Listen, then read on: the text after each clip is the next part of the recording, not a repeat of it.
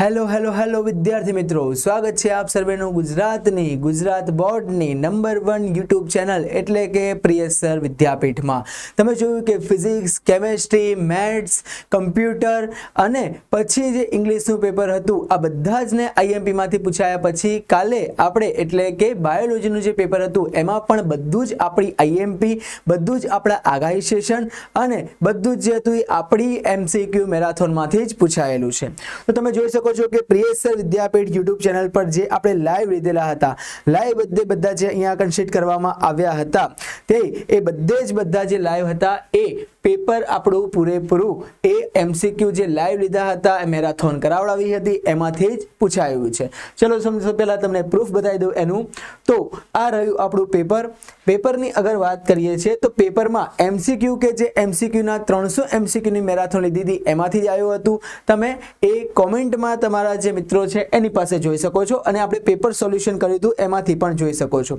Part B ની વાત કરીએ તો પાર્ટ બી માં પ્રિયસર વિદ્યાપીઠ એપ્લિકેશન પર તમને 5 પેપર્સ આપવામાં આવ્યા હતા અને આ જો 5 પેપર્સની વાત કરીએ તો 5 પેપર્સમાંથી તમે જોઈ શકો છો કે બધું આપણા પેપર્સમાંથી જ પૂછવામાં આવેલું છે. આ જોઈ શકો છો, આ તો પેપરના ક્વેશ્ચન છે કે પેપરના ક્વેશ્ચનમાંથી કયું આવેલું. આપણે આગાહીના સેશનમાં લિમિટેડ આઈએમપી, એવું નહીં કે બધી આઈએમપી તમને ઠોકીને આપી દીધી હતી. ગણવા જાઓ તો 40% પણ નહીં, 35 થી 40% અંદરનો કોર્સ જે આપ્યો હતો આગાહીના સેશનમાં આઈએમપી તરીકે, એમાંથી જ તે તમારી મોસ્ટલી બધા પ્રશ્નો 50 માર્ક્સ જે તમારા છે કવર થઈ જાય એટલું એમાંથી આવ્યું હતું. જોઈ શકો છો અહીંયા આપેલા 2 ને 3 5, 5 માંથી 5 ક્વેશ્ચન આગાહીના ક્વેશ્ચનમાંથી. આ બંને ક્વેશ્ચન તો પહેલા ચેપ્ટરમાં લખેલા હતા એ આપેલા છે. એની પછી આ બધા પ્રશ્નો કે જે આપણા પ્રિયસર વિદ્યાપીઠના સેકન્ડ પેપરના ફર્સ્ટ પ્રશ્ન, આ ફર્સ્ટ પેપર હતું એનો સેકન્ડ પ્રશ્ન તમે જોઈ શકો છો કે પહેલા અને બીજા પેપરમાંથી મોસ્ટલી બધું પૂછાઈ ગયું છે. એટલે કે 2 પેપર કર્યા હોત ને તો એના પણ આરામથી 35+ માર્ક્સ આવી જતા હતા.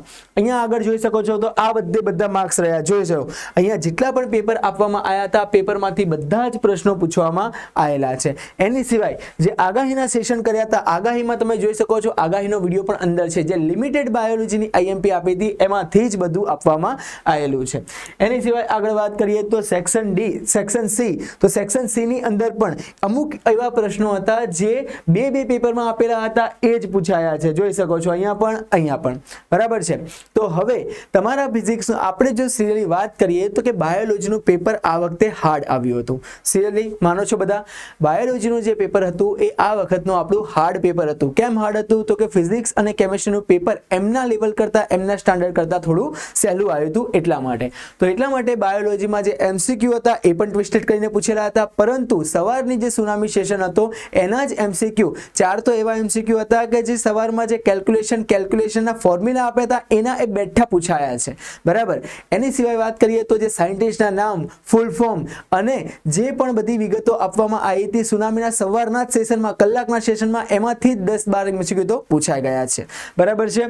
તો કે આ રહી તમારી લિસ્ટેડ આઈએમપી ની. હવે વાત કરીએ કે જો તમારું પેપર ખરાબ ગયું છે, ઓકે, માનીએ છીએ કે તમારું લોકોનું પેપર ખરાબ ના જ ગયું હોય, પરંતુ જે પેપર હતું એ પેપર કેવું હતું? તો કે આપણું પેપર આ વખતે જે માંગે મુજબ જોઈએ તો એના કરતા હાર્ડ જોવા મળ્યું હતું. બરાબર છે. તો એમાં અગર તમારે માર્ક્સમાં જો થોડી પણ કમી રહી ગઈ હોય તો એના માટે તમે ઇમ્પ્રુવમેન્ટની એક્ઝામ આપી શકો છો. બરાબર છે. ચલો, ઇમ્પ્રુવમેન્ટની એક્ઝામ શું છે? તો કે ઇમ્પ્રુવમેન્ટની એક્ઝામની વાત કરીએ તો ગુજરાત બોર્ડમાં આપણને 2 વખત એક્ઝામ આપવાનો મોકો મળે છે. એક જે આપણે એક્ઝામ આપીએ છીએ એના સિવાય એક એક્ઝામ આપીએ છીએ કે જેમાં આપણે આપણા માર્ક્સને ઇમ્પ્રૂવ કરી શકીએ છીએ. હવે ઇમ્પ્રુવમેન્ટની એક્ઝામમાં તમારું રિઝલ્ટ કઈ રીતે બને છે એ જોઈએ તો કે જો તમારે ફર્સ્ટ એક્ઝામ જે આપેલી છે એમાં તમારે આ પ્રમાણે કંઈક માર્ક્સ આવ્યા હોય અને જો સેકન્ડ એક્ઝામમાં આવી રીતે માર્ક્સ આવે છે તો જો અહીંયા જોઈ શકો છો કેમેસ્ટ્રીમાં ફર્સ્ટ એક્ઝામમાં માર્ક્સ વધારે છે, સેકન્ડમાં ઓછા છે, તો સેકન્ડ નહીં, બંનેમાંથી જે હાઈએસ્ટ છે એ માર્ક્સ કન્સિડર કરીને તમારું રિઝલ્ટ અહીંયા બને છે. તો જે ફાઇનલ રિઝલ્ટ છે એ તમારા જે હાઈએસ્ટ માર્ક્સ છે એની ઉપરથી બને છે. તો જો તમારું પેપર ત્રણેયમાંથી કોઈ પણ પેપર અથવા બીજું કોઈ પણ પેપર જે તમારે ઓછા માર્ક્સ જેવું લાગતું હોય તો તમે એની ઇમ્પ્રુવમેન્ટ એક્ઝામ આપીને તમારા માર્ક્સ ઇમ્પ્રૂવ કરી શકો છો. અહીંયા આપણી જે આઈએમપી હતી એમાંથી સંપૂર્ણ પૂછાયું છે. 2-3 દિવસ વિદ્યાર્થીઓ તૈયારી કરીને પણ આટલા સારા માર્ક્સ લાવી શક્યા છે. તો વિચાર કરો કે તમે 2 મહિનાની ઇમ્પ્રુવમેન્ટની તૈયારી કરીને માર્ક્સ લાવો છો તો તમારા માર્ક્સ ખૂબ જ ઇમ્પ્રુવ થઈ શકે છે. હવે ઇમ્પ્રુવમેન્ટની એક્ઝામ કે જે પ્રિયેશ સર વિદ્યાપીઠ પર લોન્ચ કરવામાં આવી છે તો ત્યાં તમે પ્રિયેશ સર વિદ્યાપીઠની ઉપર જોડાઈ શકો છો ઇમ્પ્રુવમેન્ટ બેચમાં, જ્યાં તમને 12 સાયન્સની જે ઇમ્પ્રુવમેન્ટ અથવા તો રિપીટર બેચ છે એમાં જોડાવાનો મોકો મળશે, જ્યાં ફિઝિક્સ, કેમેસ્ટ્રી, મેથ્સ, બાયોલોજીના લાઈવ લેક્ચર્સ મળી રહેવાના છે, રેકોર્ડ લેક્ચર્સ મળી રહેવાના છે. 1 સબ્જેક્ટ 1 ફેકલ્ટી, સ્પેસિફિક ફેકલ્ટી તમને સપોર્ટ 24/7 કલાક તમને મળી રહેવાનો છે. એની માટે જો તમારે ઇમ્પ્રુવમેન્ટ એક્ઝામમાં જોડાવવું હોય તો એની માટે અહીંયા નંબર આપવામાં આવ્યો છે, એ નંબર ઉપર તમે વધારે વિગતો માટે જોડાઈ શકો છો. બરાબર છે. ચલો મળીએ આપણા આગળના સેશન્સમાં.